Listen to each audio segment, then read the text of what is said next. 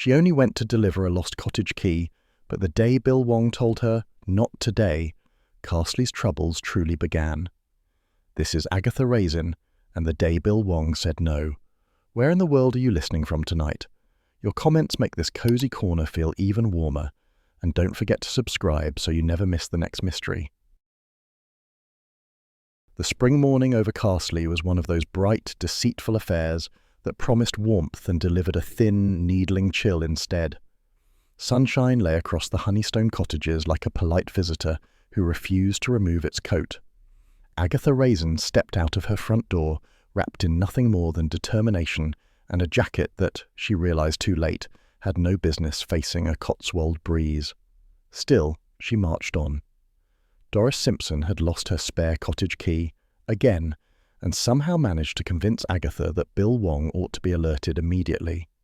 Agatha wasn't entirely sure why she was the appointed emissary for village incompetence, but the prospect of seeing Bill provided its own incentive. He had been scarce the past week, occupied with some quiet police matter he refused to detail. Agatha suspected skullduggery, or at least something interesting. Either would do. She spotted Bill outside the village shop, speaking to Mr. Barnes about something dull involving parking near the postbox. Agatha straightened her shoulders, smoothed her hair, and strode forward with brisk authority. "Bill, thank goodness you're here," she began. "We've had a minor emergency. Doris has mislaid her spare key, and naturally the whole village is in uproar." Bill turned, and at once she knew something was off. His expression was strained, as though he'd swallowed a complaint and it had lodged sideways. "Agatha, not today." She blinked. "Not today what?" "Just, not today, please." The words weren't sharp, but they hit her like a slap.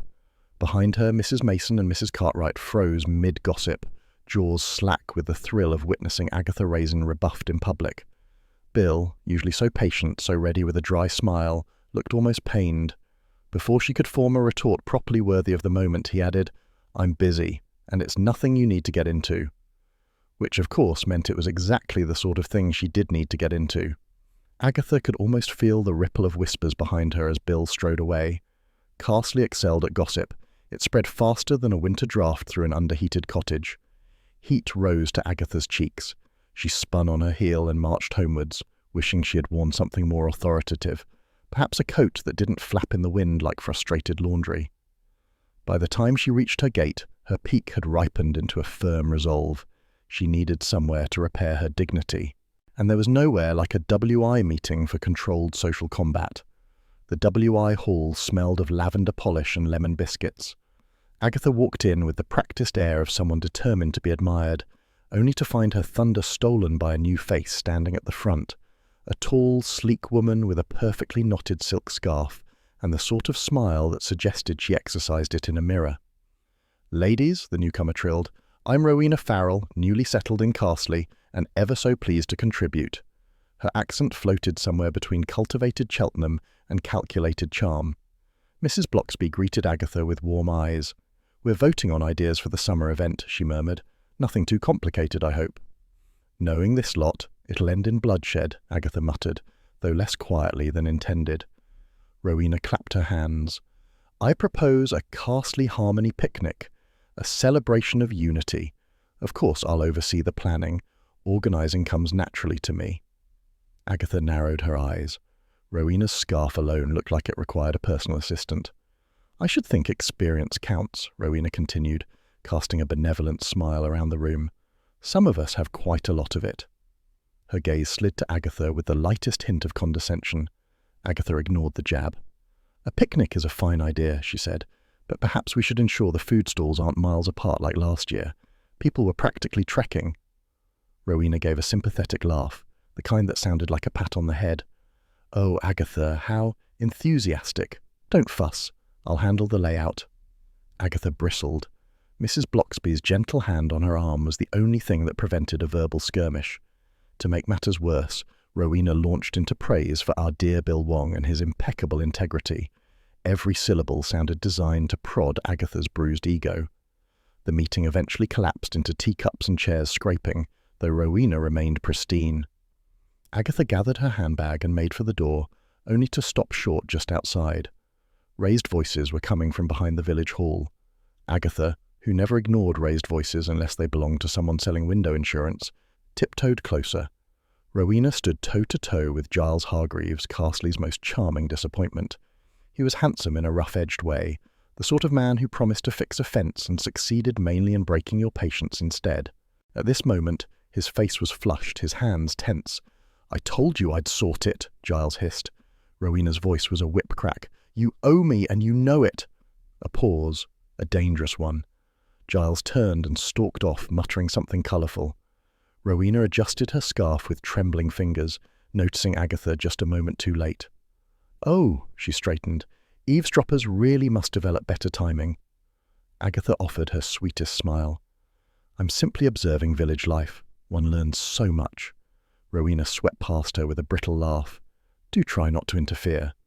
Agatha watched her go, excitement prickling through her irritation. Whatever that was, it was certainly not about bunting and picnic tables. Later, back in her cottage, Agatha kicked off her shoes with more force than necessary. The day had left too many burrs in her mood. Bill's refusal hung in her thoughts like a bad smell. And Rowena, well, Rowena was a challenge waiting to be taken apart. She had just sunk into her sofa when Hodge padded into the room, impossibly smug as only a well-fed cat could be. He leapt onto her lap without ceremony, kneading once before settling with a rumbling purr. "You're the only dependable male in my life," Agatha said, stroking his fur. "Even Bill's acting oddly. And that blasted Rowena. Some people think they can swan into Carsely and take over." Hodge flicked his tail, unimpressed by newcomers of any kind. Agatha stared at the fading daylight through her window. A spring breeze whispered through the trees, carrying village chatter and the faint rattle of a passing bicycle. On another day she might have felt peaceful. Today she sensed a storm brewing. "Everyone's plotting something," she muttered, "and I intend to find out what." Hodge closed his eyes, approving her return to form. It was, after all, Carsely, and mysteries rarely waited politely. Blue skies stretched over Carsely with suspicious good cheer, the sort of soft spring light that made the hedgerows look innocent and the village green glow like a postcard. Agatha Raisin, however, trusted none of it. Weather that pleasant usually meant disaster, just waiting for an audience. The Carsely Harmony picnic was scheduled for the weekend, and preparations had already begun in earnest. The village green teemed with activity. Trestle tables unfolded, bunting tangled around chair legs, and half the WI argued about whether jam tarts should be arranged clockwise or simply eaten. Through this bustle drifted Rowena Farrell, fluttering a clipboard with the brisk self-assurance of a general leading troops. "Let's keep things tidy, ladies," she called. "A harmonious layout ensures a harmonious event." Agatha snorted under her breath. The only harmonious thing Rowena inspired was collective irritation. "Agatha! Lovely," Rowena said, sweeping up with a smile engineered for triumph. "Would you be a dear and handle—" She paused, scanning her clipboard. "Minor decorative supervision." The silence that followed was brief but pointed. Doris Simpson coughed into her sleeve, though it sounded suspiciously like a laugh. Agatha felt heat crawl up her neck. "Minor?" she repeated. "I organised the Easter Fete for 5 years." "Exactly," Rowena said sweetly. "You've earned a rest." Agatha's greater nature was not known for staying quiet. She opened her mouth, but Mrs. Blocksby arrived between them like a benevolent shield. "Agatha is always helpful," she murmured to Rowena. "I'm sure she'll be perfect wherever she chooses to assist." "Of course," Rowena said, sashaying off before Agatha could reply. Agatha gripped her handbag strap. "Minor decorative supervision," she muttered.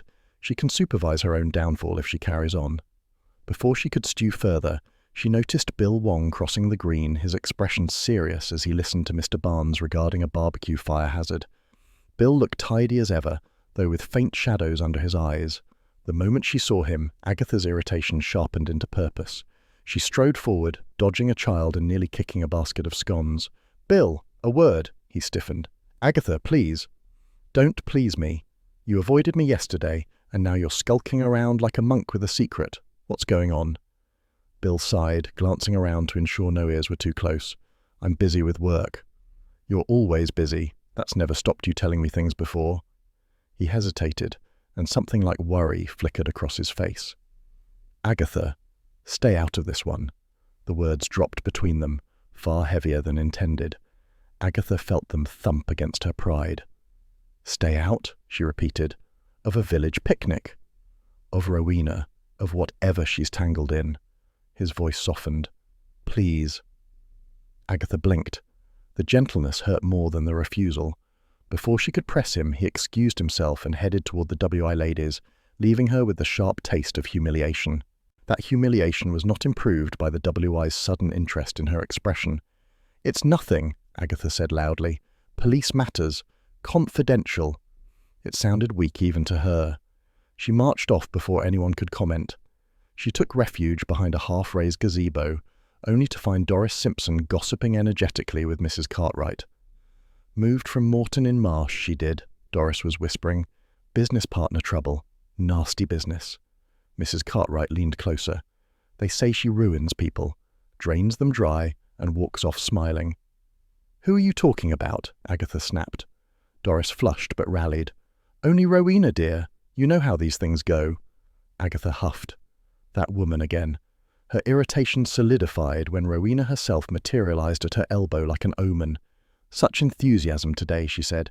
Experience is a marvelous teacher, but enthusiasm can be unpredictable. Agatha stared. Your bunting's drooping. Rowena gasped. It was 2 flags had sagged like wilting flowers. She turned to fix it, but the damage was done. Mrs. Cartwright snickered behind her hand. Agatha felt the smallest, pettiest flicker of triumph. It felt marvellous. Still simmering, Agatha moved toward the church to escape the bustle.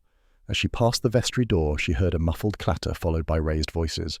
Curiosity pricked like a thorn. She edged closer. Rowena and Giles Hargreaves were inside, standing amid a jumble of boxes. Giles's face was red, his jaw tight. Rowena's clipboard hung limply at her side. You said you'd handle it, Giles hissed.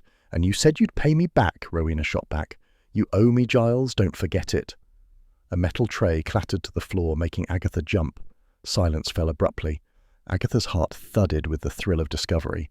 Business partner trouble, whispered debts, raised voices. It all smelled beautifully like a mystery. And Bill's warning only added shine to the intrigue. She backed away before they noticed her, though not without colliding with a stack of hymnals that toppled loudly. She fled before Rowena could emerge to accuse her of spying. By late afternoon, the sunshine had strengthened, pouring into Agatha's cottage with warm indifference to her mood. She set the kettle on, though she didn't particularly want tea. She wanted answers, and Bill's stay out only made her more resolved to stay in. She paced the small kitchen, listening to the birds outside and the occasional bicycle rattling past on the lane.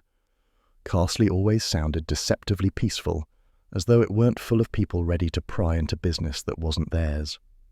She caught sight of the ashtray on the windowsill and, after a moment's hesitation, lit a cigarette. The first drag calmed her irritation to a manageable simmer. Minor decorative supervision, she muttered. I'll supervise her downfall, all right. A plaintive meow echoed from the sitting room. Hodge sat in the doorway, tail flicking with faint annoyance, as though she'd been gone for years rather than hours. Don't look at me like that, Agatha said. You weren't the one demoted to paper chains. Hodge padded over and butted his head gently against her shin. Agatha's temper loosened.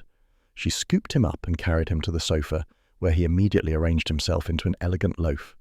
Bill's hiding something, she said, stroking his fur. Something to do with Rowena, I'd wager. And Giles is tangled up in it too. A debt, perhaps. He always looks as though he owes someone something. Hodge blinked, unimpressed by the village's moral failings. Agatha took another thoughtful drag, watching the thin smoke drift upward. The soft afternoon light turned the cottage warm and golden, a sharp contrast to her restless thoughts.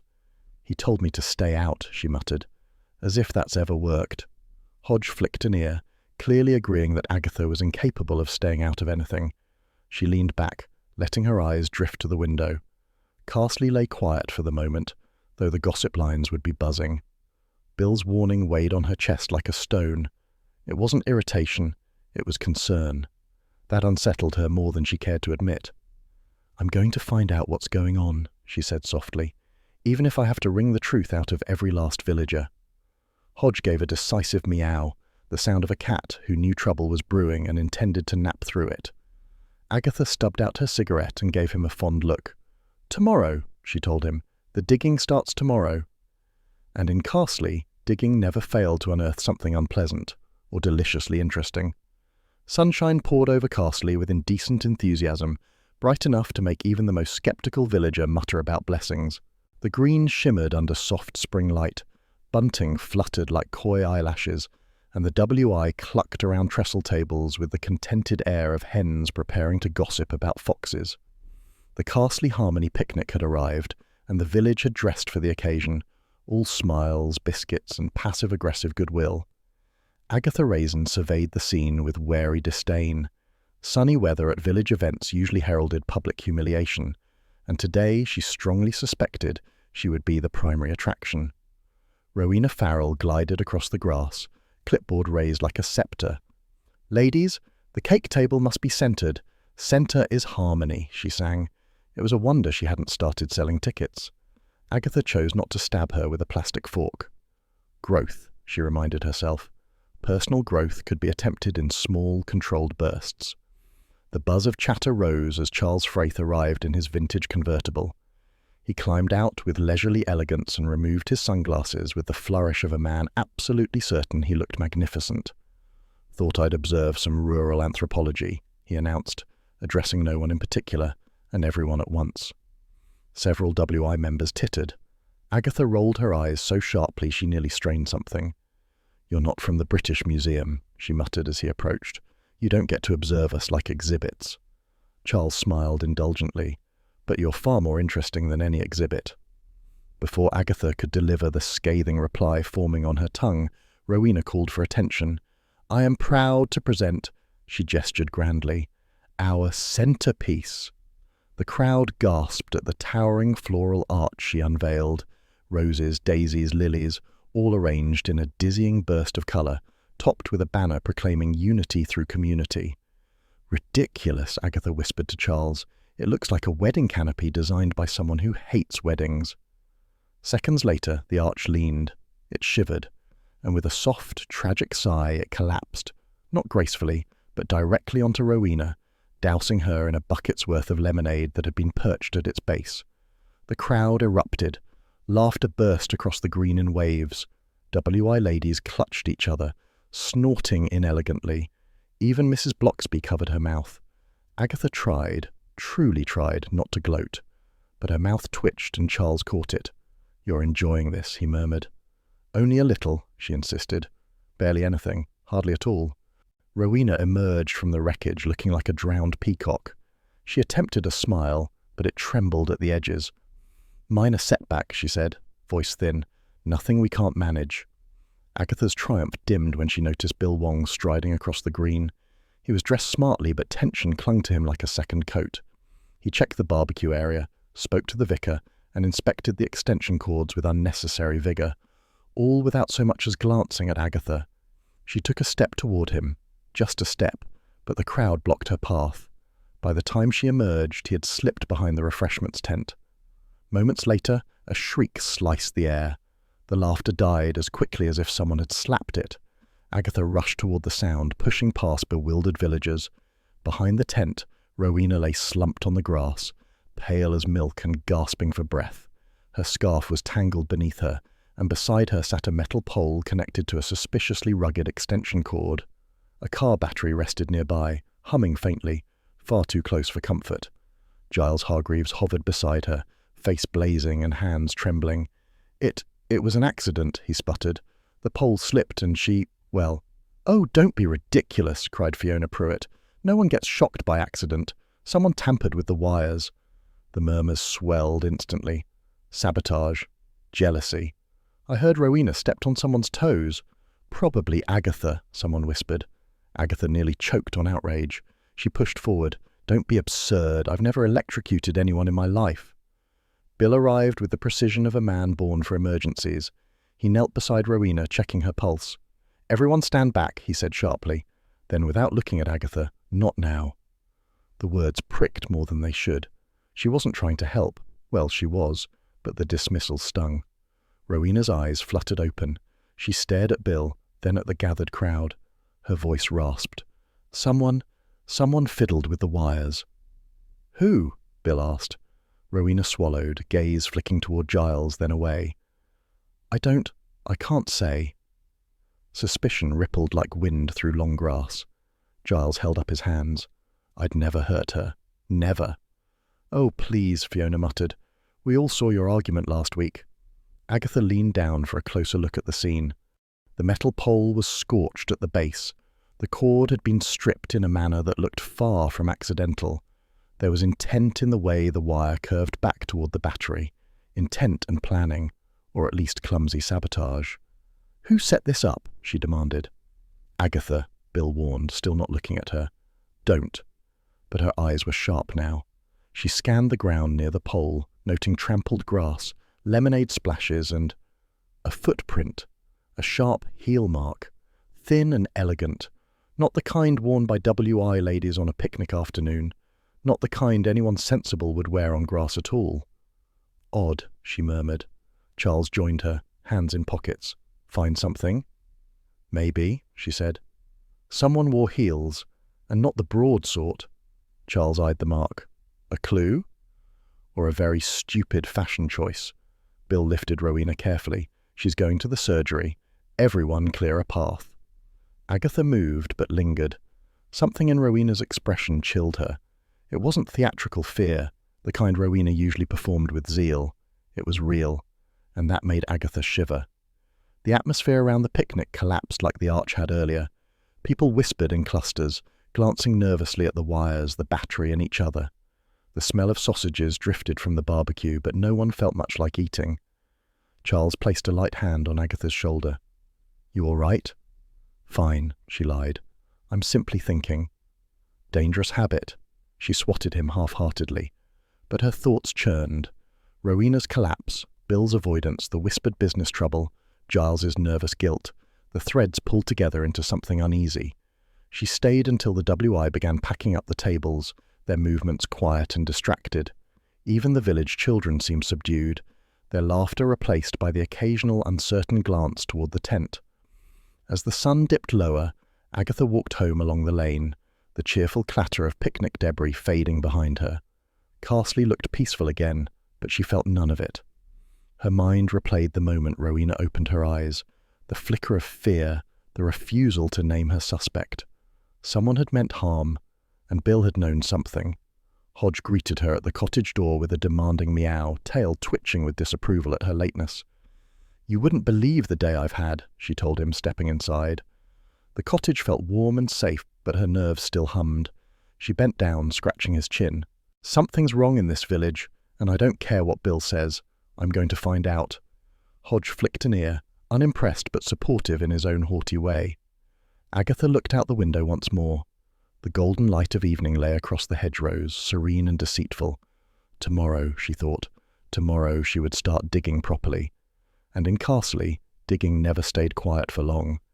Grey clouds drifted low over the Cotswolds, softening the bright edges left from yesterday's sunshine.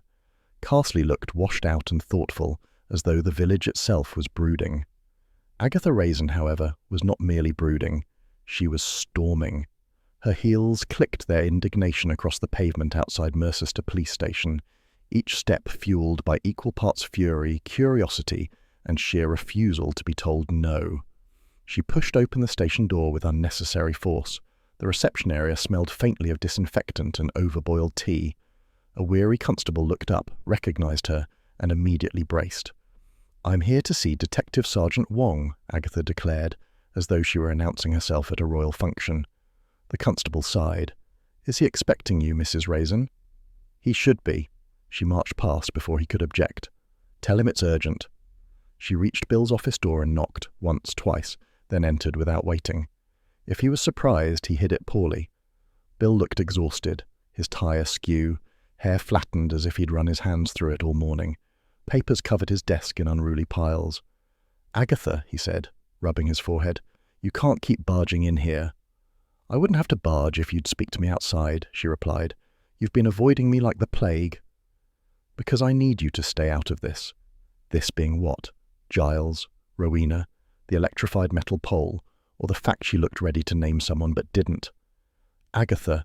She leaned across the desk, fixing him with a glare sharp enough to cut paper. I'm not leaving until you tell me why you're treating me like a child. Bill hesitated. Something flickered in his eyes. Worry, guilt, affection. Agatha wasn't sure. Finally, he exhaled. Rowena Farrell is connected to an active fraud case, he said quietly. Large sums. Multiple victims. She's clever, slippery, and dangerous, and she knows how to manipulate people. Agatha blinked. Fraud? Her? With all those scarves? Yes. He held her gaze. I didn't want you anywhere near her, and the admission, meant to protect her, only ignited her ire. I don't need protecting. You do when you run headlong into trouble. I've survived worse. By luck, Bill said softly, and because I've been watching your back. The intimacy of the words caught Agatha off guard. For a second her indignation wavered, but pride, that faithful old companion, stepped in. Well, she said briskly, gathering her dignity, watch my back from a reasonable distance instead of freezing me out. Before Bill could reply, a drawling voice floated through the doorway. Ah, there you are, Aggie. I wondered how long it would take the police to summon your investigative genius. Charles Fraith leaned against the frame, looking pleased with himself. Agatha groaned. What are you doing here? She demanded. Merely passing, Charles said. I saw your car outside and thought, she's either here to report a crime or commit one. Bill pinched the bridge of his nose. Lord Fraith, we're having a private conversation. Then I arrived at exactly the wrong moment, Charles replied cheerfully, which usually means the right moment. Agatha folded her arms. She felt raw and exposed after Bill's unexpected confession. Charles, sensing this, adopted an unusually gentle expression. Fancy some company while you're not investigating, he asked. She glared. I don't need babysitting. No, but I'm bored, and you're entertaining. To her own surprise, Agatha felt grateful, if only because Charles wasn't telling her to stay out. Fine, she said. But if you irritate me, I'll leave you in a ditch. At least I'll die in excellent company, he replied with a bow. Bill watched them go with an expression between frustration and concern. Agatha, he called, I mean it. Stay clear of Rowena. She threw him a defiant look. We'll see. The village lanes were brushed with pale afternoon light as Agatha and Charles approached Giles Hargreaves's cottage. The place resembled a bachelor's den crossed with a storage shed. Tools littered the porch. A cracked flower pot held a wilting fern that looked ready to give up on life entirely. Giles opened the door wearing a crumpled shirt and the look of a man who had misplaced several important decisions. Mrs. Raisin, he said warily, and Lord Fancy Pants. Fraith, Charles corrected, but I've been called worse. Agatha pushed inside without invitation. We need a word. Giles's cottage smelled of sawdust, stale toast, and misplaced enthusiasm. Every surface held something, abandoned cups, toolboxes, half-finished DIY attempts. Charles surveyed the chaos with shocked fascination. Good heavens, he murmured. It's like entering the mind of a distracted badger. Giles ignored him. If this is about the picnic accident, I told everyone it was a fluke. Was it? Agatha asked, stepping over a paint tin. Or were you and Rowena arguing again? Giles flushed. People argue. Doesn't mean anything. She nearly died. She didn't, he said quickly. She just had a scare. Conveniently timed, Agatha said. Right after your vestry quarrel. Giles bristled. We were sorting business. Old business. Fraud business? Charles asked. Giles paled. Agatha exchanged a look with him, so Bill's suspicion wasn't unfounded. On a cluttered side table, a photo frame caught her eye. She picked it up. Inside was a picture of Giles and Rowena standing proudly before a Morton in Marsh shop front. Farrell and Hargreaves. Home elegance. The glass was cracked diagonally across Rowena's face. Amicable business, was it? She asked. Giles swallowed. The shop closed, that's all. And the crack? Charles asked. It fell off the mantel. Agatha doubted it. The placement, the fracture line, it all felt symbolic, as though someone had chucked the frame across the room during an argument. She set it down carefully. Where were you this morning? She asked. Out, Giles muttered. Getting things. Tools. Tools for what? He shrugged. Work. What work? Another shrug. It was like interrogating a damp sponge. Before Agatha could press harder, a knock sounded on the door. Doris Simpson poked her head in, delighted to find Agatha mid-investigation. Thought I'd mention, she said breathlessly. Giles borrowed tools from half the village last week. Pliers, wire strippers, the lot. Charles raised his eyebrows. Wire strippers? Doris nodded eagerly. "Oh, yes. Said he was doing repairs, though I've never known him to repair anything properly." Agatha eyed Giles, who looked ready to melt into his chair. "Care to explain?" she asked. "People lend things," Giles muttered. "Doesn't mean I sabotaged anything." Charles whispered. "He protests like a guilty man." "He protests like an idiot," Agatha replied. Doris leaned in conspiratorially. "Don't let Bill stop you, dear. You're far better at this than the police." Agatha preened slightly. Charles rolled his eyes. "Well," Doris added, "must dash. My cat's taken ill from eating something he shouldn't have. Probably my husband's cooking." She left in a whirl, leaving behind the faint scent of lavender and gossip. Agatha surveyed Giles's cottage once more. Something bothered her. A shape, a colour. She frowned. "What's that?" she asked, pointing to a leather-bound ledger half hidden under a stack of magazines. "Nothing," Giles said quickly. Too quickly. Agatha reached for it, but Giles lunged first, slamming his hand on it. "Private," Giles raised an eyebrow. "Private usually means incriminating." "It's business records," Giles insisted. "Old ones." Agatha felt instinct tingle. That ledger mattered, more than Giles wanted to admit, but she knew better than to snatch it now, not with him trembling like a cornered rabbit. "We'll leave you be," she said, turning toward the door. "For now." Giles sagged with relief. Outside, the clouds had thickened, casting the lane in cool shadow. Charles exhaled. "Well," he said, "that was enlightening. He's either guilty of something or guilty of being alive." "He's hiding something," Agatha said. "That ledger, the photo, the tools, it all fits into something messy." "What now?" Charles asked. Agatha stared down the lane toward Carsely. "I need to think." "Over dinner?" he asked hopefully. "Not tonight." Her voice was softer than intended. "Very well." Charles gave a theatrical sigh. "I'll return to my lonely manor, starved of good company." "You have a cook," Agatha reminded him. "She dislikes me."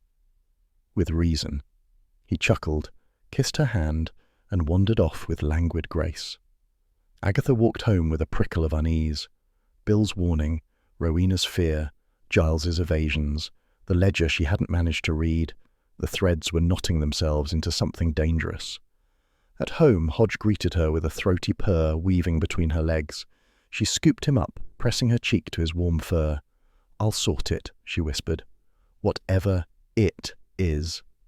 Hodge blinked, the serene judge of all village chaos.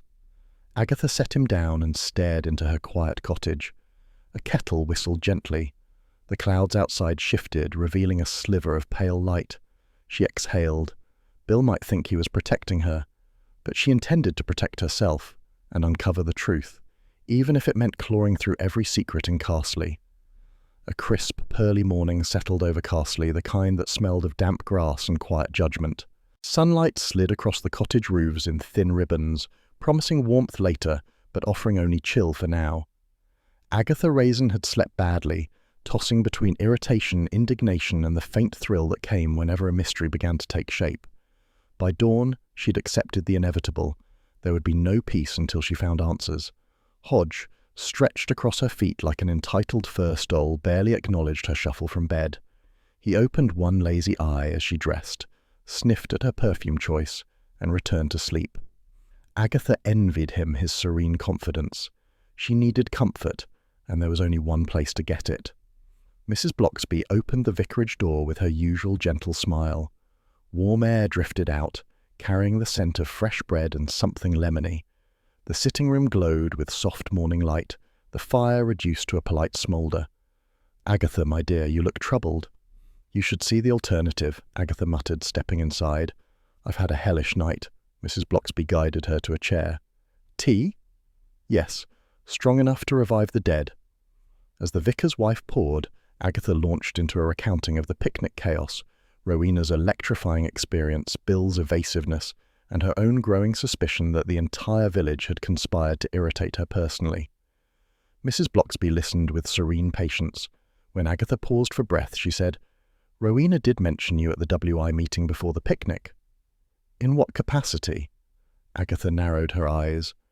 "She suggested you overstretch yourself, that your enthusiasm sometimes overwhelms your judgment." Agatha sat bolt upright. "She said what?" Mrs. Bloxby offered an apologetic smile. She framed it delicately, but some ladies interpreted it less kindly. Agatha felt indignation spark hot in her chest. So she came in swinging before I even knew we were rivals. Perhaps she simply wanted to secure her position, Mrs. Bloxby said gently, or undermine mine. Agatha thumped her teacup down, sloshing a bit onto the saucer. Right, that's it. I'm done being subtle. Mrs. Bloxby gave a motherly sigh. Please remember kindness. Kindness, Agatha muttered, has never solved a case. By mid-morning, the quiet lane outside Agatha's cottage was pierced by the unmistakable sound of a sports car arriving with theatrical flourish. Roy Silver burst from the driver's seat, enveloped in an expensive cloud of cologne and London energy. "Darling Aggie," he cried, "I've come to save you from rural despair." "Thank God," Agatha said. "Your timing's excellent. I need a partner." Roy beamed. "I do look marvellous in a supporting role. Stop preening and get inside." Once indoors, Roy flitted around the sitting room, tutting at Agatha's piles of magazines and sniffing Hodge, who sniffed back with aristocratic contempt. "Now," Roy said, dropping onto the sofa, "tell me everything, from sabotage to that ghastly floral arch. I adore drama." Agatha relayed the events with increasing exasperation.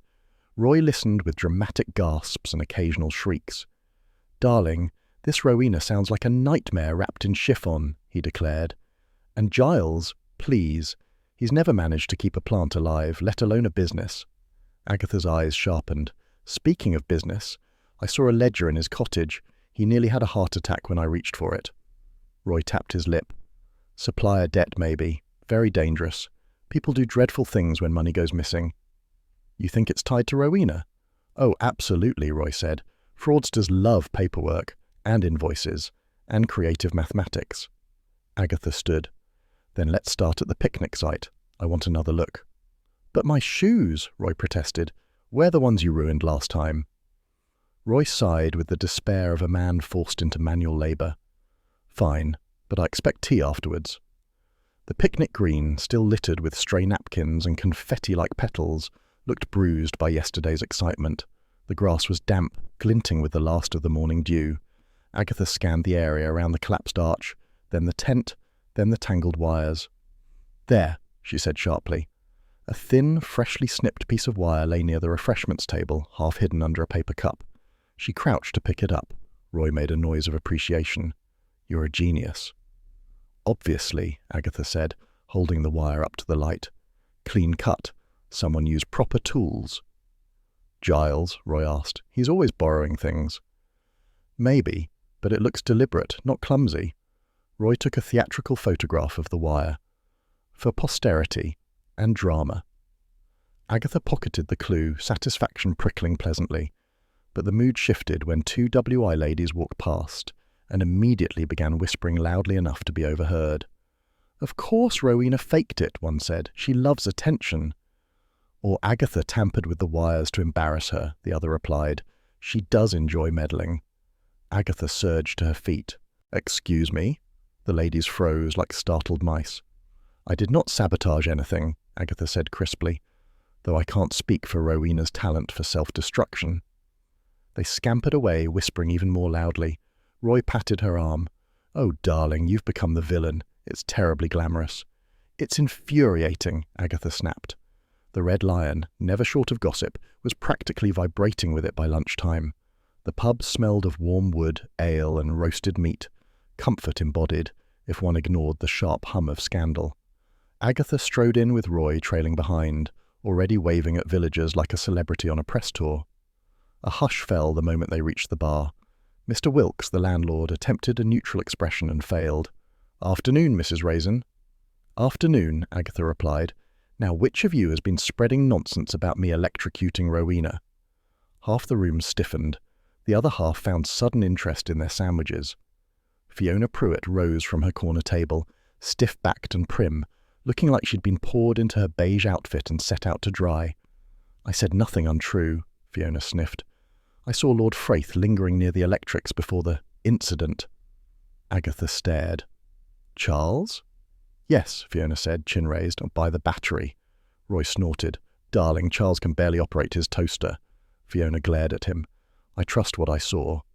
Agatha narrowed her eyes. The image of the elegant heel mark flickered in her mind. Charles did own absurd shoes, but she also knew Charles was far too lazy to orchestrate sabotage requiring physical effort. Thank you for your contribution, Agatha said icily, but Charles wouldn't know what an extension cord is. The pub murmured, split between camps, Rowena sympathizers, Agatha loyalists, and a small but vocal group who believed the entire event had been cursed. Agatha leaned forward. Now listen, all of you. I didn't sabotage anything. Rowena didn't faint from a little jolt. She was terrified. Someone wanted to hurt her. Silence fell, heavy and uneasy. Or, Fiona said spitefully, someone wanted to look like a victim. Agatha's temper flared. If she wanted attention, she'd have staged something less life-threatening and more flattering. Roy tugged her sleeve. Aggie, darling, diplomacy. Diplomacy can wait, Agatha snapped. Truth comes first. Mr. Wilkes cleared his throat. Perhaps best not to stir things, Mrs. Raisin. Tensions are high. When are they not? Agatha muttered. She swept from the pub with Roy close behind. Fiona is trouble, Roy said. Mark my words. She's a self-righteous busybody, Agatha replied, but she's not clever enough to do real damage. Those are the most dangerous, Roy said solemnly. Agatha couldn't argue with that. Later, trudging home across the soft afternoon light, Agatha felt pulled in too many directions. The ledger, the wire, the gossip, Bill's silence. Each thread tugged harder than the last. As she reached her gate, she spotted an envelope propped against her door. Plain, unremarkable, unstamped. A cold prickle ran down her spine. She tore it open. Inside was a single piece of paper. One sentence. Stop digging, or next time someone won't miss.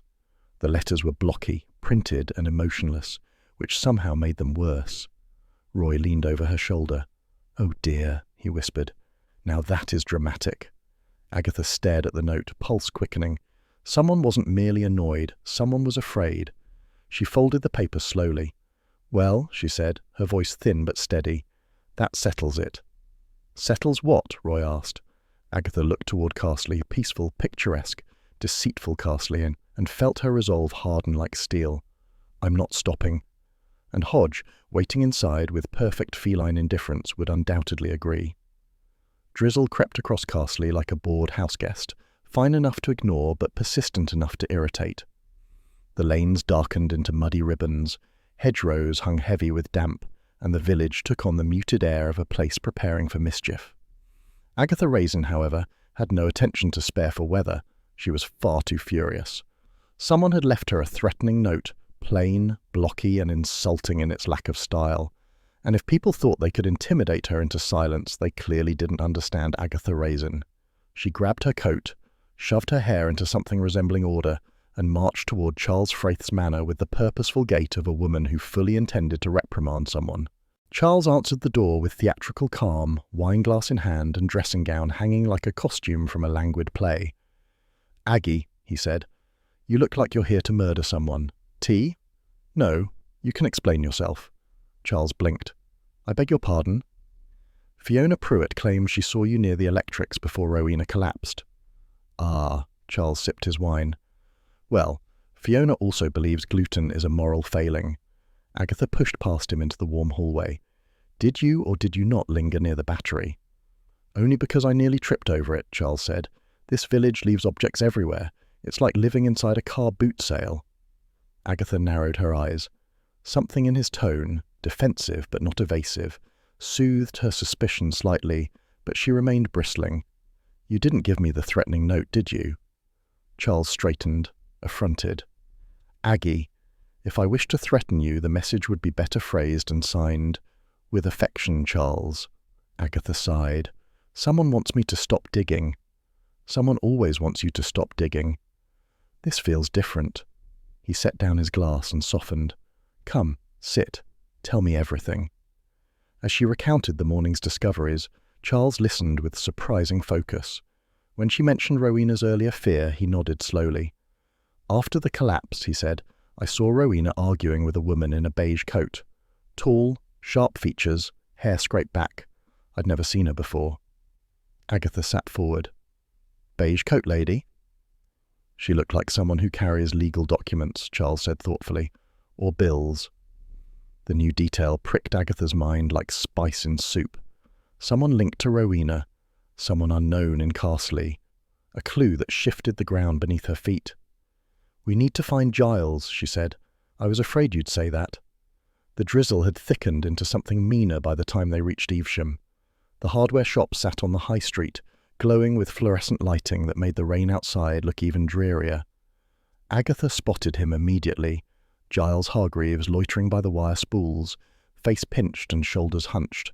He was selecting electrical components with the nervous caution of a man choosing poison. She strode over. "Giles!" He flinched. "Mrs. Raisin, didn't see you there." "What are you buying?" He held up a packet of connectors. "For a renovation job." "What job?" "Just a job." Even Charles groaned at the poor lie. "Your hands are shaking," Agatha said. "Are you frightened or guilty?" "Neither," Giles replied, his voice cracking into both. At that moment, the shop door opened and Bill Wong stepped inside. His expression, when he saw Agatha, curdled like old milk. "Agatha," he said, marching over, "why are you here?" "I'm buying stationery," she snapped. "What does it look like I'm investigating?" Giles muttered something about leaving and fled with his bag of connectors. Bill turned on Agatha. "I told you to stay out of this. And I told you to stop giving orders like an overbearing schoolteacher. You don't understand who you're dealing with." His outburst was sharp enough to silence the entire shop. Agatha stared, stunned. Bill never raised his voice. He rarely raised an eyebrow. But now his composure had cracked wide open, and through it she glimpsed something raw. Fear. "Bill," she said quietly, "if you'd just tell me." "No," he said, breath unsteady. "I can't, and you don't want to know." With that, he stormed out, leaving Agatha staring after him, shaken in a way that surprise alone could not explain. It wasn't his anger that unsettled her. It was his fear for her. Charles touched her elbow gently. "Let's go. You're trembling." "I'm not," she said, trembling, "but I want answers."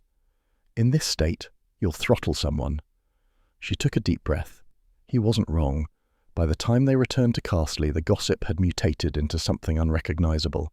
Rumours flew faster than pigeons around a grain silo. She stole Rowena's handbag during the chaos. "I heard she tampered with the wires herself."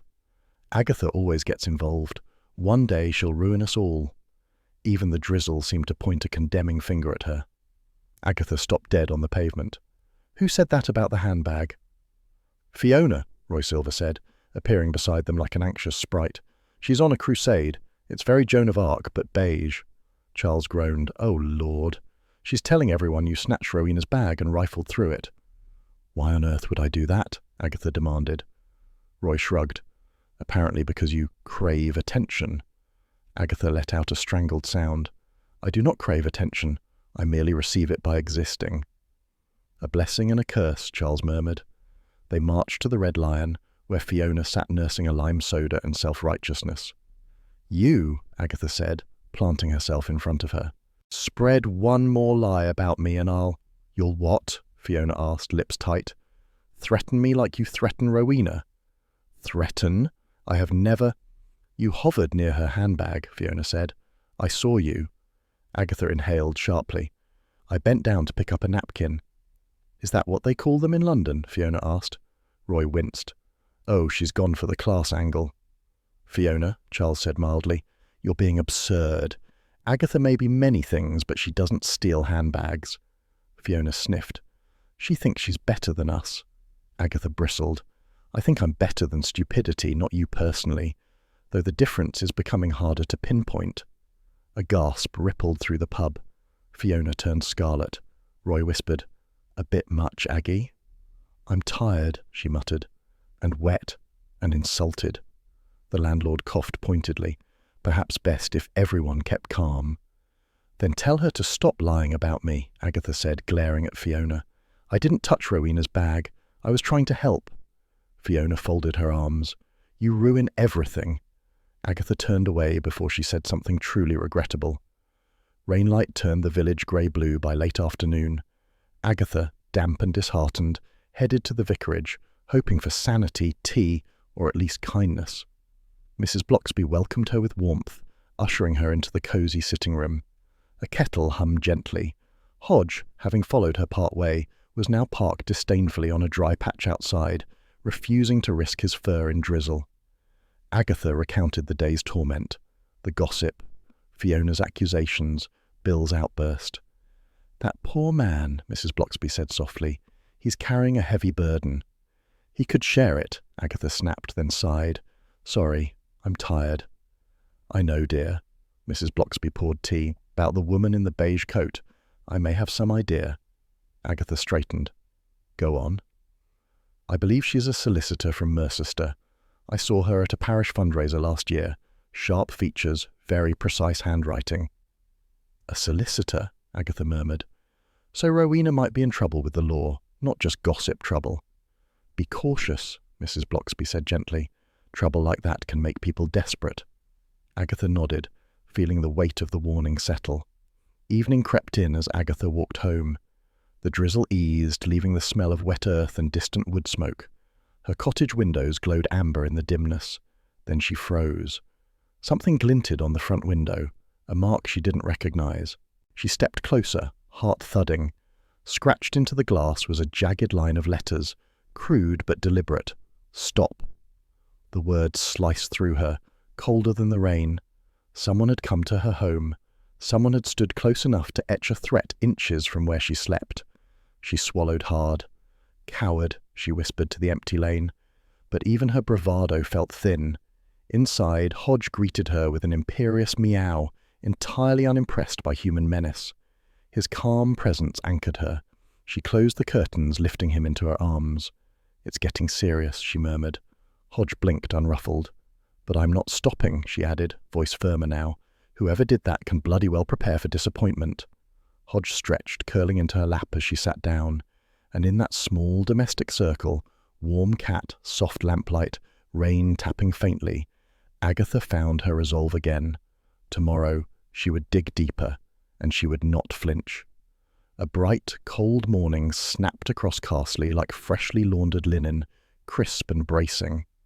Frost clung to the hedgerows in a thin silver line, and the village chimneys puffed lazy threads of smoke. Inside her cottage, Agatha Raisin woke to the uncomfortable sensation of being stared at. She opened one eye. Hodge sat on the floorboards, tail wrapped neatly around his paws, staring up at the scratched warning on the window with regal disapproval. His expression suggested that whoever had done it needed immediate retraining. Yes, Agatha muttered, sitting up. "It's a disgrace. I should sue for emotional damages." Hodge blinked, unimpressed. Agatha rubbed her arms against the cold. The message on the glass, that crude threat, still prickled her spine each time she looked at it. But fear had begun to sour into irritation. Intimidation was wasted on her. If whoever wrote it thought she'd back down, they clearly hadn't read her reviews. A sharp rap sounded at the front door. Hodge flicked an ear, unimpressed by the early disturbance. Agatha opened it to find Roy Silver standing in a cloud of steam from 2 takeaway cappuccinos. His hair was perfectly coiffed despite the cold, and his luminous coat made him look like a misplaced tropical bird.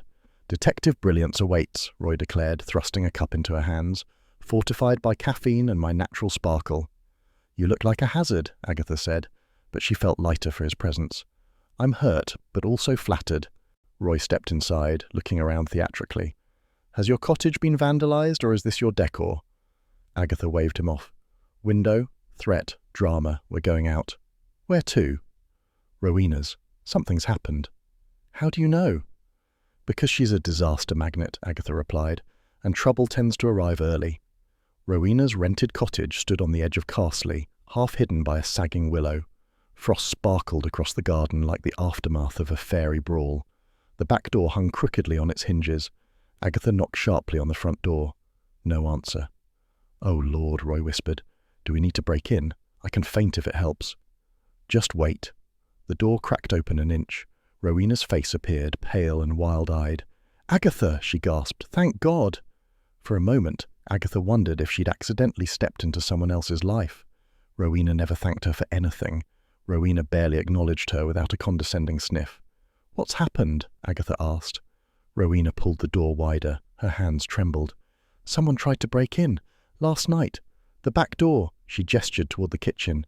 It's ruined. Agatha stepped inside. Roy followed cautiously, casting glances around the cottage like a man expecting ghosts. The place smelled faintly of lavender and panic. The back door had indeed been forced, wood splintered around the lock, debris on the floor. Rowena wrung her hands. Someone was here, Agatha. At night. I heard them. They jiggled the lock. I hid in the cupboard. Agatha blinked. The cupboard? It was dark and safer, Rowena said defensively. Roy nodded sympathetically. I'd do the same. Darkness hides all sins. Agatha examined the lock more closely. Something felt wrong. Too neat, too tidy for panic. The splintering had a strange precision. Her instincts pricked. Rowena, she said slowly, what exactly have you been hiding? Rowena sank onto a kitchen chair, all elegance discarded. Giles, she whispered. Giles stole money from me. From our business. Thousands. He left me to pay the debts. Agatha exchanged a look with Roy. And the woman in the beige coat? Agatha asked. Rowena's shoulders sagged. Debt collector. She followed me to the picnic. I thought I'd lost her, but she found me again after the arch collapsed. I panicked. I told her I'd have the money soon. She didn't believe me. Why run to Carsely? Agatha asked. Rowena looked away. I couldn't face everyone in Morton knowing I'd failed. Again. Agatha felt a tiny flicker of sympathy. Humiliation was something she understood painfully well. And you think Giles tried to kill you? Agatha said. Rowena nodded. He didn't want me talking. He hated that I came here. He said... Her voice wobbled. He said I'd be sorry. Roy gasped dramatically. Agatha hovered by the back door, brow furrowing. Something about the break-in felt staged. The brake marks, the angle, the slight inward splintering rather than outward. A detail whispered to her, begging to be acknowledged. Rowena, Agatha said, keeping her tone light, did you force this from the inside? Rowena stiffened. Of course not, because it looks very much like it. I didn't, Rowena insisted, voice high. Someone tried to get in, I swear it. Agatha wasn't convinced, but the fear in Rowena's eyes was real. The rest, perhaps less so. A knock thundered against the door. Oh, God, Rowena clutched her chest. They've come back. They? Roy squeaked. Agatha marched to the front door and yanked it open. Bill Wong stood on the step, soaked by the sharp morning glare, and wearing an expression somewhere between fury and despair. Agatha, he said through clenched teeth, I told you to stay out of this. And I told you I wouldn't. He pushed past her into the cottage. Rowena, are you all right? Rowena burst into a fresh storm of trembles. Someone tried to break in. I was terrified. Bill examined the door, frowning deeply. Who else has been here? Just us, Agatha said. He turned on her. You shouldn't be involved. She asked for my help, Agatha snapped, and you've given me nothing but riddles and orders. Bill's jaw tightened. You don't understand how dangerous this is. Then explain it. No. The words sliced between them. Roy stepped back discreetly, sensing the emotional blast radius. Bill, Agatha said, quieter now, I'm not a child. No, he replied, but you are reckless. The pain in his voice cut deeper than anger ever could. Before either could speak again, Hodge sauntered into the kitchen from nowhere, having slipped in as silently as gossip. He brushed against Agatha's legs, then padded toward the back door. Not now, Hodge, Agatha muttered, but the cat ignored her, nose twitching. He sniffed at something on the floor, a glove half hidden behind the door, a delicate glove, beige, embroidered with a tiny row of stitching Agatha recognized instantly. Fiona Pruitt. Agatha froze. Hodge batted it once, bored already. Where did that come from? Roy breathed. Agatha crouched. Rowena, does this belong to you? No, Rowena said quickly. I don't wear gloves like that. Bill came closer. What is it? Agatha held it up. Fiona's, she said. I've seen her wear these at every WI meeting. She polishes them like trophies. Bill frowned. What would Fiona be doing here? Sabotaging, Roy offered, spying, judging. Agatha shook her head. Fiona was unpleasant, but hardly criminal. Still, the glove was undeniable. And Fiona idolized Rowena. The woman was capable of pettiness and overzealous loyalty. But breaking into cottages? I don't know, Agatha murmured. but she left it behind. Bill rubbed his forehead weary. This doesn't make sense. Agatha stood, cradling Hodge for support.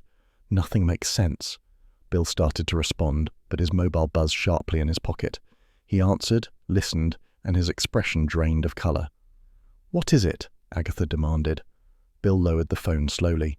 "It's Giles," he said. "He's gone missing." The cottage fell silent. Rowena gasped. Roy clutched Agatha's arm. Hodge flicked his tail, sensing the tension. Agatha felt the cold morning sharpen into something dangerous, something that pricked the skin and darkened the edges of thought. "Missing?" she repeated. "How?" "They found his van abandoned," Bill said. "No sign of him." Agatha exchanged a glance with Roy, her mind whirring. Rowena trembling, debts rising, break-ins staged or real. Fiona's glove, Bill's fear, Giles disappearing. Something had snapped. The village tension had crossed a line. Agatha swallowed, her resolve rising like a tide. "Right," she said. "Then we find him." Bill stared at her. "Agatha." "No," she interrupted. "You don't get to tell me to stay out of this. Not now. If Giles is missing, someone's escalating, and I'm not sitting at home while people get attacked in my village." Bill closed his eyes briefly, frustration, fear, and reluctant respect warring inside him. "You're impossible," he murmured. "Yes," Agatha agreed, "and I'm also right." She set Hodge down gently. The cat wound around her ankles with imperial assurance. Outside, the frost was already melting. Droplets sliding down the hedges like hesitant tears. Carsely looked peaceful again, deceptively so. Agatha squared her shoulders. The game had changed, and she was ready. A thick morning fog hung over Carsely like an old woolen blanket, clinging low to the lanes and muting the usual village chatter. Even the bird-song sounded half-hearted, as though the sparrows themselves couldn't be bothered to pierce the grey. Agatha Raisin stood at her cottage gate, coat wrapped tight, irritation radiating off her like heat. Giles Hargreaves was missing. A man too useless to stick to a paintbrush normally couldn't disappear in a tea-shop queue, let alone the countryside. But here he was, gone, and someone had to find him. Charles Fraith arrived at her side, hands in pockets, expression lazy as usual. "Morning, Aggie. Glorious weather for misery." "Fog suits my mood," Agatha muttered. "We're going to search." Charles sighed dramatically. "Wonderful. I do love a pointless hike." They set off toward the fields north of Carsely, the fog turning every hedgerow into a ghostly silhouette. Agatha's thoughts churned. Giles missing, Fiona's glove, Rowena's lies, Bill's warning, someone orchestrating something in her village, and she hated being left in the dark. "Where exactly are we going?" Charles asked, stepping over a muddy puddle like it might ruin his lineage. "His van was spotted near the woodland track. Doris told me this morning." Charles groaned. "Oh, Lord, Doris is a source." "She may gossip," Agatha said, "but she sees everything." "She sees things that haven't even happened yet," Charles muttered. The fog thinned slightly as they reached the turnoff, revealing Giles's battered white van tucked awkwardly into a ditch. The sight made Agatha's pulse quicken. She hurried forward. The driver's door was ajar. Charles peered inside. "No blood, always a plus." "Stop being flippant. Look." Agatha pointed at the passenger seat, where a coil of wire lay, identical to the one she'd found at the picnic. Charles whistled. "Well, that's incriminating." Agatha felt a spark of vindication. "I knew it. Giles was at the picnic wires." "Or someone put it there," Charles added. "The man's barely competent to tie his shoelaces, let alone handle sabotage." "Don't ruin this for me," Agatha snapped. Before she could investigate further, the crunch of footsteps made them turn. Doris Simpson emerged from the fog, breath-puffing clouds. "Mrs. Raisin? Lord Fraith? I was just—" Doris paused to breathe dramatically. "On my way to the shops." "In this direction," Charles said. "Don't fuss," Doris said, waving him off. "I saw Fiona near this van yesterday, you know, lurking." Agatha stiffened. "Fiona? Why?" "Looking suspicious," Doris said. "She was poking around the back of it, if you ask me." "We didn't," Charles murmured. "She knows more than she's saying." Agatha let the idea sit. Fiona had lost her temper at the pub, defended Rowena blindly, and possessed gloves delicate enough to leave lying around crime scenes. But she also had all the menace of a damp tissue. "Thanks, Doris," Agatha said. Doris leaned closer, whispering theatrically. And don't let Bill bully you. He's only sharp because he cares. Charles smirked. Agatha flushed scarlet. Doris, go home. Doris beamed and melted into the fog. Charles raised an eyebrow. Bill cares? Shut up. They followed a narrow woodland track, boots sinking into damp earth. The fog shifted between the trees, drifting like pale smoke. Agatha scanned the undergrowth with determined intensity. This is hopeless, Charles said. He could be anywhere. He's too cowardly to run far. True, Charles mused. He hides from commitment, invoices, housework. He's hiding from danger, Agatha snapped, not chores. Same thing, really. Before Agatha could debate, a soft sound pricked her ears, a rustle, followed by a muffled groan. She held up a hand. Did you hear that? Charles looked startled. I heard something, possibly a dying squirrel. Idiot. Agatha followed the sound to a dilapidated garden shed tucked behind a bramble hedge. The door was half open. Giles, she called. A pained voice responded. Don't come in, please. Agatha pushed inside. Giles Hargreaves sat slumped on an overturned crate, a cut on his forehead and dirt smudged along his cheek. He looked like a man who'd lost a fight with a lawnmower. Giles, Agatha exclaimed, what happened? I tripped, he muttered. Onto what? A hurricane? Charles crouched beside him. You look dreadful. Stop, Giles said miserably. I'm in trouble. Yes, Agatha replied. We've noticed. He swallowed. Rowena's lying. Agatha folded her arms. Go on. Giles ran a shaking hand through his hair. She forged ledger entries, made it look like I stole money. She said she'd ruin me unless I agreed to her terms. She wanted pity, sympathy, attention. She always has. Charles glanced at Agatha. This contradicts everything she told us. She's lying, Giles insisted. She always lies. After the business failed, she blamed me because it was convenient. She said if I didn't take the fall, she'd tell people I threatened her. Agatha considered the trembling man. He looked exhausted, frightened, honest. Perhaps. But Rowena's fear had felt real too. So why disappear? Agatha asked. Because someone's after me. Someone tried to run me off the road last night. I ditched the van and hid here. Convenient hiding spot, Charles said lightly. Giles glared weakly. It's safe. Debatable, Agatha said. Now tell me, were you at the picnic wires? No, Giles protested. I was setting up chairs. Rowena told me to, and those chairs were nowhere near the wires. Agatha felt her certainty wobble. Then why was the wire in your van? Giles blinked. What wire? The coil on the seat. I didn't put that there, he whispered. I swear. Agatha studied him. His fear was palpable. Too raw to fake? Then another thought jabbed at her memory. The elegant heel print at the picnic. Giles wore cheap work boots. Except. Do you own Cuban-heeled boots? Agatha demanded. Giles flushed. For social occasions. Ridiculous ones. They're stylish. They're incriminating, Agatha retorted. Charles snorted. Oh, Giles, that's embarrassing. Agatha's mind raced. Cuban heels could make that print. Giles's van held the sabotage wire. Yet Rowena had lied too, and Fiona had been seen near the van. And the glove at Rowena's cottage belonged to Fiona. Too many lies. Too many threads. Giles, Agatha said, you're coming with us. He paled. No, I can't go anywhere. They'll find me. Who? Agatha snapped. Who is they? I don't know, he cried, but someone wants Rowena shut up. Someone wants me out of the way. Someone... Footsteps cracked on the leaves outside. Giles went silent. Charles moved behind Agatha. That didn't sound like nature. Shh, she whispered. Another rustle. Then silence. Agatha's pulse quickened. After a long moment, she stepped out, scanning the trees. Fog swirled, revealing nothing. Whoever had been there was gone. Agatha shepherded Giles along the woodland edge until they reached the road. He limped, muttering apologies, excuses, and occasional fashion defenses regarding Cuban boots. I can't go to Bill, Giles said. He warned me to stay away from you. Agatha stopped. Bill said what? He told me 2 days ago. Stay away from Mrs. Raisin. Don't drag her into this. Charles raised an eyebrow. What did I say about overprotective policemen? Agatha ignored him. Her mind buzzed. Why would Bill warn Giles off unless Bill knew something serious or someone dangerous?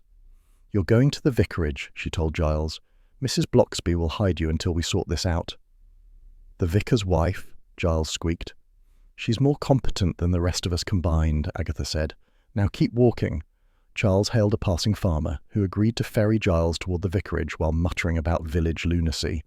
As the tractor rumbled away, Agatha exhaled. "Someone's orchestrating this," she said. "Yes," Giles replied, "and they're very tidy about it." "Tidy?" "Planting wires, leaving gloves, staging break-ins. It's neat. Too neat." Agatha nodded slowly. A chill threaded her spine. Someone meticulous, someone careful, someone local. "We need Mrs. Blocksby," she said.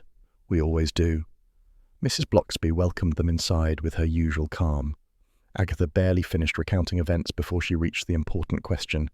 "Do you know anyone else who might own gloves like Fiona's?" Mrs. Blocksby shook her head. "No, but I did see something yesterday. That woman in the beige coat. I saw her with Fiona." Agatha froze. "With Fiona? Not Rowena?" "Yes, in the church lane." They spoke briefly. Fiona looked flustered. Agatha's breath caught. Beige coat lady. Supposedly Rowena's pursuer had been speaking to Fiona. "Fiona?" Charles repeated. "I knew the beige coat was trouble." "Why didn't you tell me this earlier?" Agatha demanded. Mrs. Blocksby gave a gentle look. "Because I didn't yet know it mattered." Agatha paced across the vicarage rug, thoughts colliding. Fiona, the priggish busybody with the moral superiority of a small decorative saint, meeting a debt collector, spreading lies, lurking near Giles's van, leaving gloves at break-ins. It didn't fit, unless someone was using Fiona, or Fiona was using someone. Agatha stopped moving. The vicarage clock ticked softly. "This is bigger than I thought," she murmured. Mrs. Blocksby nodded. "I fear so." Outside, the fog pressed against the windows like breath. Agatha squared her shoulders. She was done being intimidated, done chasing the wrong threads, done letting the village descend into chaos. "Right," she said. "Time to tighten the net." Hodge, waiting at home and undoubtedly cross about her absence, would approve. The day dawned icy and clear, the sort that sharpened the edges of Carsely and pricked noses redder than village roses. Frost clung to hedgerows, silvered cobbles glinted in the pale sunlight, and smoke drifted lazily from the chimneys, as if the cottages themselves were trying to breathe warmth into the morning. Agatha Raisin, however, had little interest in the picturesque. She sat at her small writing desk, Hodge stretched luxuriously on the radiator, his fur warmed and glimmering. He yawned, exposing a small pink tongue, entirely unconcerned with the chaos of the village or the mysteries unfolding. Agatha had been up since dawn, piecing together the puzzle that had sprawled across the past week like a tangled skein of yarn. Bunting collapsed, electrics gone rogue, vanished handymen, threatening notes, staged break-ins, ledger manipulations. Every element had gnawed at her patience, yet her mind thrummed with the thrill of discovery. And now, finally, the contradictions aligned with the clarity of winter sunlight. The quiet, mousy, seemingly insignificant Fiona Pruitt sat at the centre of it all. Her motives were petty, human, and entirely predictable. Adoration for Rowena, simmering resentment toward Agatha, and a taste for vindictive interference. But she lacked the nerve for true harm, which was why she had avoided the electrics entirely. Agatha stood and stretched, glancing at Hodge. "You've done better at thinking this through than most of the villagers, Hodge," she said dryly. The cat blinked and yawned again, unimpressed. She chuckled, lit a cigarette, and considered her plan. First, confrontation with Fiona, before the trail led inexorably to the woman whose scheming had gone too far, Rowena. By mid-morning, Agatha arrived at the WI Hall, the building standing solid and respectable against the pale blue sky. Chairs were stacked in corners, the smell of polished wood and faintly floral polish drifting through the air. Fiona Pruitt sat alone at one of the long tables, knitting needles clicking with nervous precision, her pale beige coat draped neatly over her chair. The sight made Agatha's pulse quicken, a mixture of exasperation and triumph. Finally, a culprit close enough to corner. "Fiona," Agatha said, entering with her usual decisive stride. The room's silence punctuated her words. Fiona looked up, eyes wide. "Mrs. Raisin." "Yes, I need to speak with you," Agatha said, placing her hands on the table and leaning forward just enough to signal authority without menace. "About the picnic." Fiona's fingers twitched over her yarn. I don't know what you mean." "Don't lie," Agatha said calmly. "I know about the bunting. You were involved, weren't you?" Fiona's lips quivered. It was only to embarrass Rowena. Not the electrics, I swear." "Exactly." Agatha allowed a small nod of approval. "Petty revenge, social humiliation, typical, human, perfectly predictable. And yet you avoided anything truly dangerous. That was wise." Fiona's shoulders relaxed fractionally, but she still appeared fragile under scrutiny. Agatha's satisfaction was tempered, however, by the gnawing certainty that exposing Fiona was merely clearing the path toward the real architect of chaos. "Now," Agatha said, "let's talk about the woman whose scheme went further than anyone anticipated. Rowena Farrell." Fiona's eyes widened again. "Rowena? I didn't—" "No," Agatha interrupted, her tone brisk and assured. "You did not manipulate the electrics, but someone did. Someone close enough to Giles to understand his tools, and clever enough to stage a shock that nearly killed her." Fiona paled further.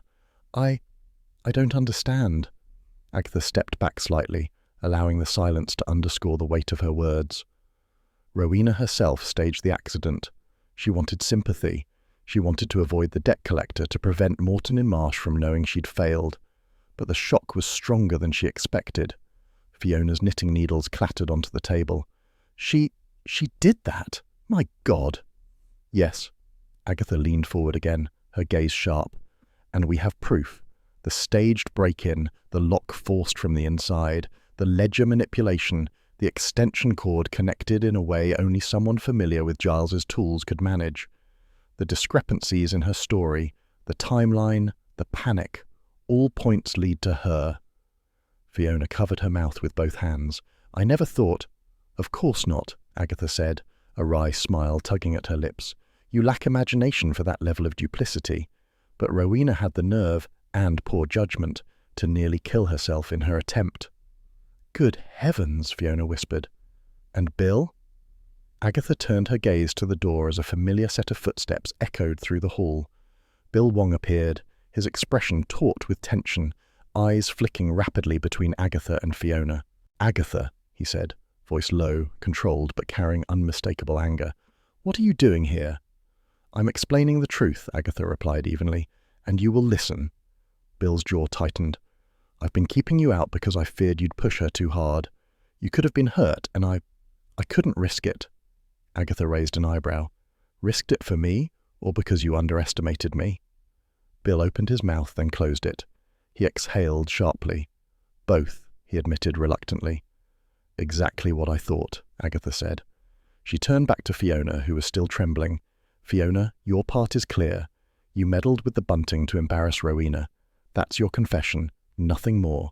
We'll leave the electrics and ledger for those capable of handling danger." Fiona nodded, relief and horror battling across her features. "Now," Agatha said, turning toward the entrance, "we deal with Rowena."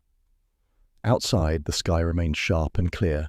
The fog dissipated, leaving the village roads crisp and glittering with frost.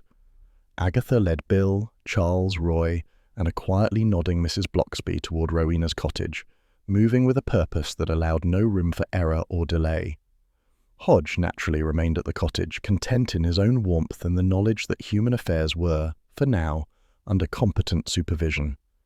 The cottage lay at the edge of the village, the lawn brittle with frost, windows reflecting the pale sunlight. Agatha's pulse quickened as she approached the door. The stage was set. The culprit was within. Agatha rapped sharply on the door, then repeated the knock, each tap deliberate. The door swung open slowly and Rowena appeared, hair slightly mussed, eyes wide with panic and irritation. She froze at the sight of the assembled group. "Aggie," she began, voice sharp. I can explain." Agatha crossed her arms, voice crisp and controlled. "I believe you will, but only once you acknowledge the facts. The staged electrical accident, the forged ledger entries, the inside forced lock, the misrepresentation to everyone, including Bill. All of it points here, to you." Rowena's face paled, then flushed. It wasn't supposed to go that far.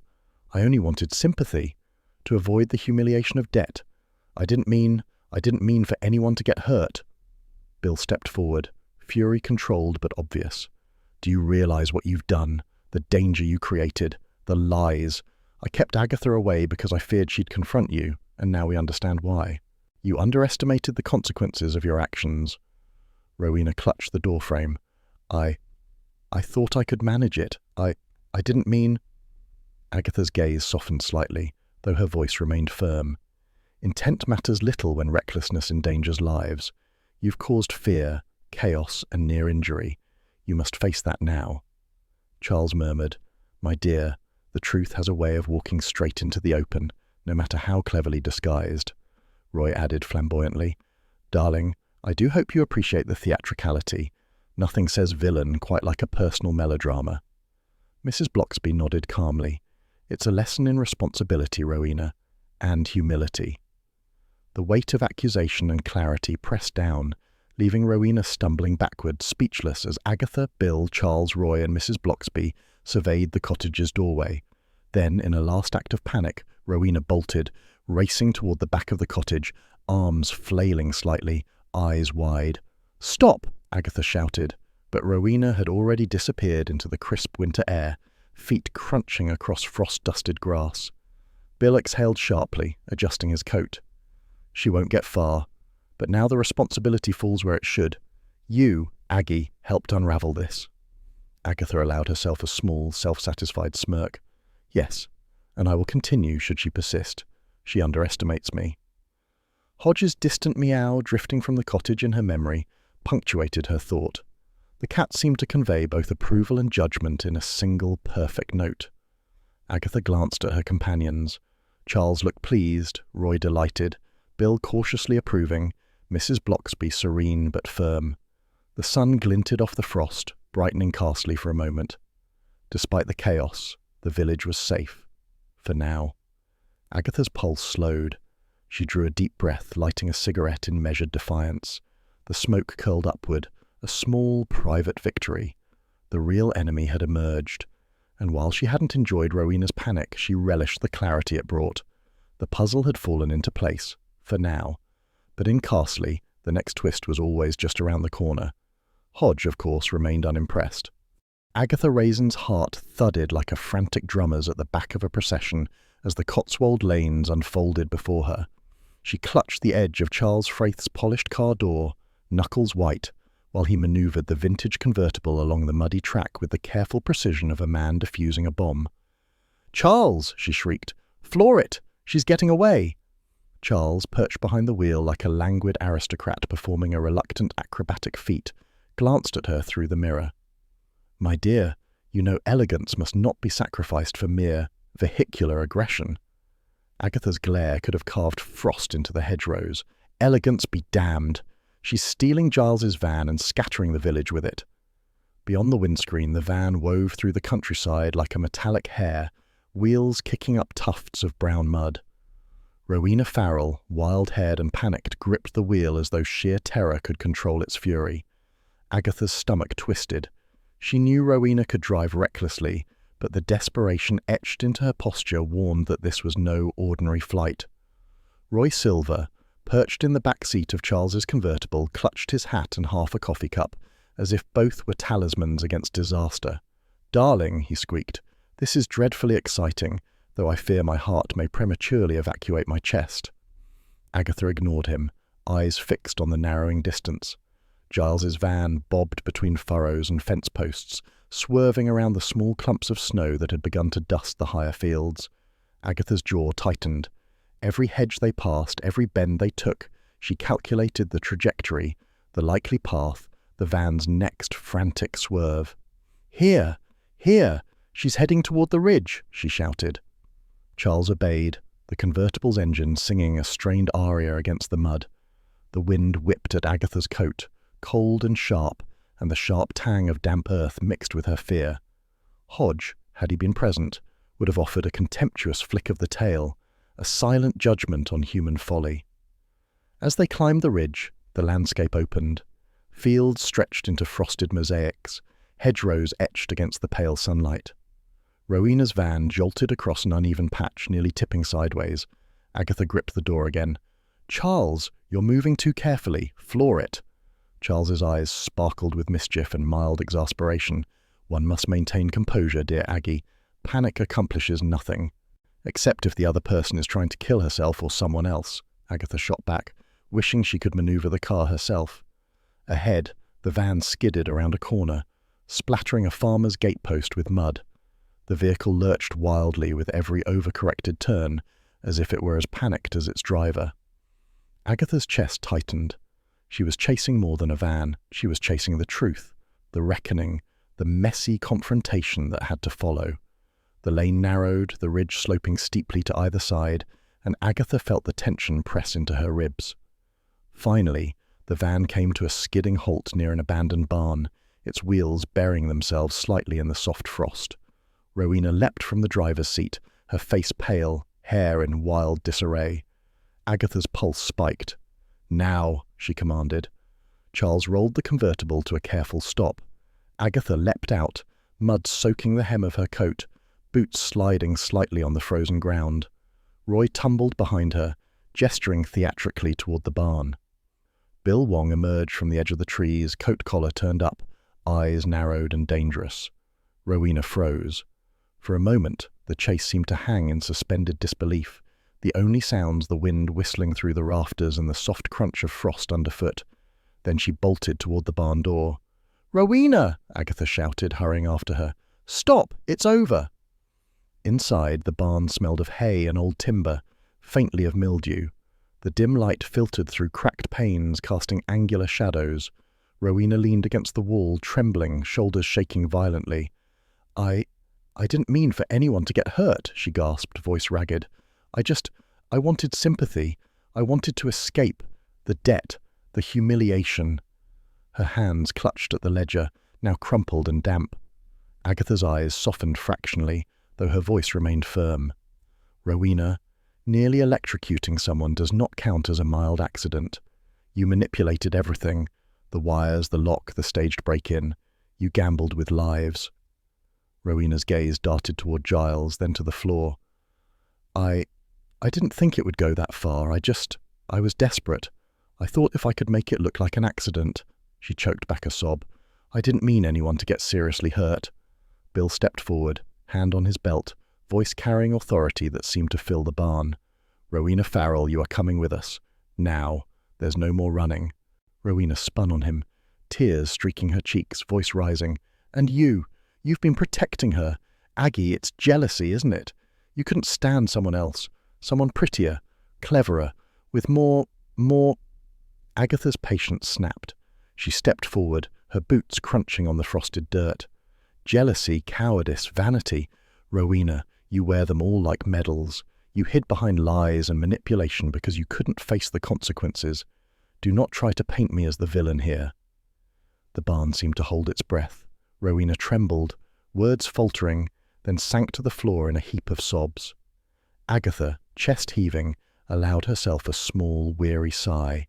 The spectacle of revelation, confrontation, and emotional catharsis was exhausting, yet necessary. Bill approached, expression softening as he noted the collapse. "It's done," he said quietly. "No one's hurt, and you're done." Agatha, mud-stained and windblown, felt a slow warmth in her chest. Bill had said no so many times, but now she understood. He had said it out of concern, not contempt. He had feared for her safety, not underestimated her determination. Charles, always the spectator, smirked. "Well, my dear, dramatic as ever." Roy fluttered about, theatrically dabbing his eyes with a handkerchief. "Darling, you handled that with aplomb. Purely cinematic." Mrs. Bloxby, serene as ever, placed a gentle hand on Agatha's arm. "You've done well, Aggie. Compassion and firmness in equal measure." Rowena, still curled on the barn floor, lifted her face, red and tear-streaked. Bill had quietly brought Giles from the vicarage and kept him back until now. Giles appeared from the shadows, looking shaken but unharmed, boots caked with mud and frost. He avoided eye contact with both women, shuffling his weight from foot to foot. Everything's clear now, Agatha said, surveying the group. Rowena's intentions were flawed, reckless, and dangerous. Fiona's meddling remains mischievous, not lethal. Giles should stick to carpentry, not finance. Bill nodded. And I should have intervened sooner, I'll admit that. Agatha's gaze softened slightly as she watched the interplay of relief, fatigue, and lingering tension. She flicked a glance at Hodge, imagining his imperious judgment from home. He would approve of the resolution, though he'd consider their excitement unnecessary. Snow began to fall softly, drifting in thin, almost playful flakes. The field around the barn shimmered with a fragile white coating, lending the scene an odd, quiet peace. Agatha inhaled the crisp air, letting the coolness wash away the adrenaline and anger. The world seemed momentarily still, suspended between reckoning and resolution. Rowena, now escorted toward the waiting police car by Bill, cast a final, shaky glance at Agatha. There was fear, yes, but also recognition. The clever, determined woman who had unravelled her schemes. Agatha's lips curved in the faintest of smiles. Justice, she murmured to herself, delivered, though not quite as neat as one might hope. Charles adjusted his scarf, glancing at her with mild amusement. You do enjoy the theatrics more than anyone else, Aggie. I enjoy the truth more, she replied, eyes still fixed on the falling snow. Roy, flaring his coat in the wind, added dramatically, Darling, the narrative arc, the moral lesson, I could cry. Agatha rolled her eyes but allowed herself a small chuckle. Even in the midst of chaos, there was room for human folly and theatrical flair. Bill approached her side, expression unreadable, and handed her a pair of gloves. Here, you'll freeze your hands otherwise. She accepted them, noting the unspoken acknowledgement. He had indeed feared for her, and she was safe, finally, truly safe, for now. The snow continued to drift, covering the muddy tracks and trampled grass with a soft, forgiving layer of white. The Cotswold Ridge, crisp against the pale sky, seemed to watch over them, indifferent yet beautiful. Agatha, gloves snug and heart a little lighter, exhaled, letting herself feel the quiet satisfaction of a case concluded. Hodge, she imagined, would be stretched lazily on the radiator at home, utterly unimpressed by human dramas as they always were, the perfect domestic counterpoint to her own tempestuous heart. And so the day ended, not with triumphal fanfare, but with weary compassion, clarity, and the subtle warmth of justice, humanly delivered. In the distance, the police car carried Rowena away, headlights glinting in the snow. Agatha watched until it was gone, then turned back toward the village, Charles, Roy, and Bill at her side, and felt the peculiar satisfaction of having restored order, even if only temporarily. The Cotswolds lay quiet again, soft snow covering sins and mischief alike. Agatha Raisin lit a cigarette, inhaled deeply, and allowed herself a wry smile. Cases could end, villagers would talk, gossip would swirl, but for now, she had earned her small, fleeting peace. The village of Carsely basked under a soft winter sun, the kind that made even the frost-laced hedgerows sparkle as if sprinkled with powdered sugar. Birds chirped cautiously in the still, crisp air, and the smoke curling from chimneys lent a faint, comforting scent of peat and firewood to the lanes. The day carried the quiet rhythms of normality, as if the week's chaos had been a feverish dream. Villagers resumed their gossip circuits with renewed vigour, now revolving around Rowena's spectacular downfall and Agatha Raisin's inevitable rise in local reputation. Opinions, as always, remained divided. Some admired her cleverness, others shook their heads at her audacity. Inside her cottage, Agatha sat near the window, a notebook in one hand, tea cooling beside her. Hodge sprawled luxuriously on the sofa, his fur catching the sunlight in a way that made him look regal, almost absurdly so. Agatha smiled, tapping her fingers thoughtfully on the notebook's cover. Yes, she muttered. The village thinks me either genius or menace. Either way, the story's mine. Hodge blinked, half-lidded, as though conceding the point. A hesitant knock at the door heralded Bill Wong, bearing a small, slightly awkward bouquet of flowers that seemed almost embarrassed by their own gaudiness. He looked as uncomfortable as a cat at a dog show, but his eyes brightened when they met Agatha's. I thought you might like these, he said, extending the flowers with a faint smile. And I wanted to apologize. For shutting you out earlier, it was for your own safety." Agatha's lips twitched. The prideful part of her would have dismissed him instantly, but the private satisfaction of recognition softened her stance. She swept her hand in a magnanimous gesture. "How thoughtful, Bill, and entirely unnecessary," she said, though her tone belied the flutter of pleasure in her chest. Bill's relief was palpable. "I just wanted to make amends." Agatha gave a deliberate nod. "Consider it accepted, officially." She allowed a fraction of a smile to slip through. "Though you must know, I rather enjoy proving you wrong." He chuckled quietly. "I should have guessed."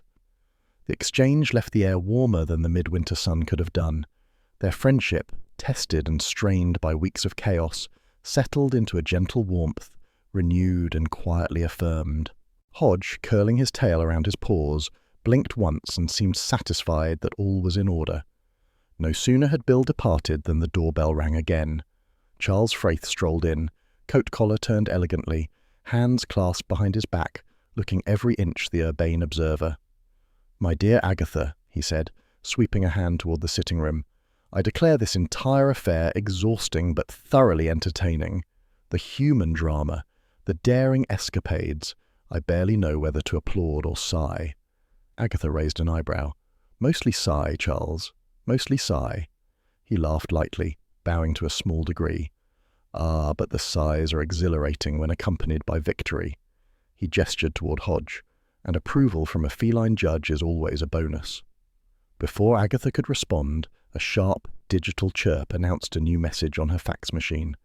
Roy Silver's flamboyant handwriting leapt from the page, glitter clinging defiantly to the paper. "Darling, congratulations! A victory for cleverness and elegance. Yours, of course, with the entire sparkle of London." Agatha frowned briefly at the mess of glitter, then allowed herself a faint, amused shake of the head. "Only Roy," she muttered. Mrs. Blocksby arrived next, the vicarage air of serenity and soft moral clarity trailing her like a delicate fragrance. She handed Agatha a steaming cup of tea, her gaze gentle but keen. "Vanity ensnares us all," Mrs. Blocksby said quietly, "but courage sets us free." Agatha sipped the tea, letting the warmth seep into her hands. She made a show of not listening, flicking a glance at Hodge, who seemed to understand entirely. The words, however, nestled in her mind like seeds, their comfort subtle but undeniable. The day passed in a comforting rhythm. Agatha moved through the cottage, tidying and thinking, occasionally glancing at Hodge as he stretched luxuriously across the sofa, paws extended, chin resting imperiously. Even his slow, deliberate grooming carried a message. All was well for the moment. As evening fell, the pale winter light softened into a golden glow. Agatha poured herself a measured glass of gin, savouring the familiar burn as she inhaled deeply. She arranged the fire just so, watching the flames lick the logs in quiet patterns. The small comforts, the firelight, the gin, the soft purr of Hodge's contentment, grounded her in the satisfaction of a case concluded, tensions eased and lives preserved. She set her glass down and allowed herself a private smile. "Next time Bill says no, I'm ignoring him," she murmured. Hodge blinked lazily, tail curling in agreement, as if the cat understood perfectly the precarious balance of courage and common sense that defined their little world. A faint beep drew Agatha's attention to the answering machine. She pressed play, listening intently. A calm, unfamiliar voice requested her assistance in a neighbouring village. The case had already begun before she had even set down her glass. Her eyes sparkled with the anticipation of a new challenge. She straightened, taking Hodge into her lap, letting him knead gently against her, his purring a soft drumbeat of approval. The warmth of the fire, the gin's comfortable burn, and the familiar weight of her feline companion filled her with renewed energy. Across the village, windows glowed with the faint reflection of the sinking sun, chimneys puffed smoke lazily into the evening, and the world outside settled into a calm rhythm. Carsely had returned to its ordinary life. Villagers whispered, chores were completed, and the echo of gossip meandered from cottage to cottage. But Agatha knew better. Peace was fragile, and adventure always lingered just beyond the hedge. She rose, adjusting the firelight to throw dancing shadows across the room. Hodge stretched, yawning widely, then settled again, his eyes half closed in contentment. Agatha poured herself another modest measure of gin, savouring the warmth and the clarity it offered. "I suppose," she murmured, watching the snow-flecked dusk outside, "that one can never truly rest in Carsely." She smiled, the faintest curve of triumph and anticipation marking her features. Not if one has a cat named Hodge and a sense of curiosity that refuses to sleep. The answering machine beeped again, a second message waiting. Agatha picked up the receiver, listening to the carefully modulated request for aid. A nearby village, a new puzzle, a fresh entanglement.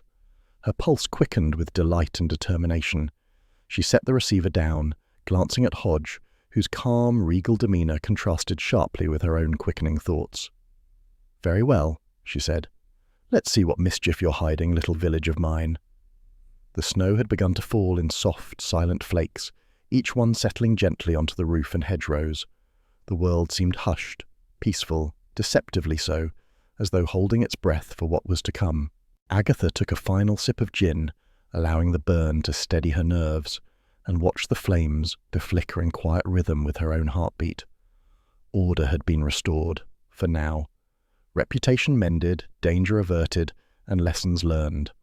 Yet the horizon hinted at the inevitability of the next adventure, a spark just beyond the familiar hedgerow. Carsely would sleep under a white blanket of snow tonight, but tomorrow, as always, the village would wake to whispers, questions, and the quiet promise of intrigue. Agatha stretched, placing Hodge gently on the sofa beside her, and allowed herself a small, self-satisfied sigh. The warmth of the fire, the lingering taste of gin, and the soft purring beside her made the world feel temporarily, beautifully complete. The next case was already calling. She could almost hear its faint whisper through the winter hush. Agatha Raisin smiled, thinking of the adventures yet to come, and somewhere in the quiet spaces of Carsely, Hodge blinked, approvingly, as if to say, yes, she would rise to meet it, with courage, wit, and perhaps just a little mischief.